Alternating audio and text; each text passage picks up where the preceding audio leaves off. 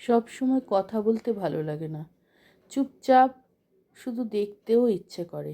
দেখো, বুঝেই গেছো লাইটিং দেখে, কারণ এখনও মনে প্রাণে সেই চন্দননগরের লাইটিং, চন্দননগরের ঠাকুর মনে প্রাণে এখনও জিয়ে রয়েছে সকলের। তো আমার ছেলে আমাকে এবছর ঠাকুর দেখতে নিয়ে গিয়েছিল। ও ছোটোবেলায়, একদম ছোটোবেলায় ওর বাবা, আমি আর ছেলে গিয়েছিলাম, ওর মনে নেই সেটা। আর এবছর ছেলে নিয়ে যাওয়াতে বেশ আনন্দ করেই ঠাকুর দেখেছি, কারণ দিনে দিনে গেছি, ফেরার পথে সন্ধে হয়ে আসে। তখন এই আলোগুলো বেশ সুন্দর করে, ভেতরের গলি কিন্তু দেখো, ভেতরের গলিতেও কি সুন্দর আলো দিয়ে সাজানো। আমরা হেলাপুকুরের ঠাকুরটা দেখে আমরা আপনজন ক্লাবের পেছন দিকে ও টোটোটা থামিয়ে দিল, দিয়ে আমাদের দেখিয়ে দিল ড্রাইভার ভাই যে একটু হেঁটে যান, তারপরেই আপনারা ডান দিকে স্টেশন পাবেন।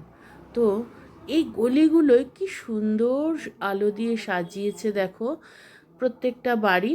আর যখন ঠাকুর দেখতে বেরোলাম, দুপুর ছিল, একদম ফাঁকা রাস্তা ছিল। আর এখন ঠিক সন্ধে 6টা বাজে, তখনই কত ভিড়। তা আমার ছেলে বলছে, তুমি এতক্ষণ ফাঁকা ফাঁকা বলেছো মা রাস্তা, এবার দেখো কেমন ভিড়, এবার ভালো লাগছে তো, ট্রেনে উঠতে পারবে তো?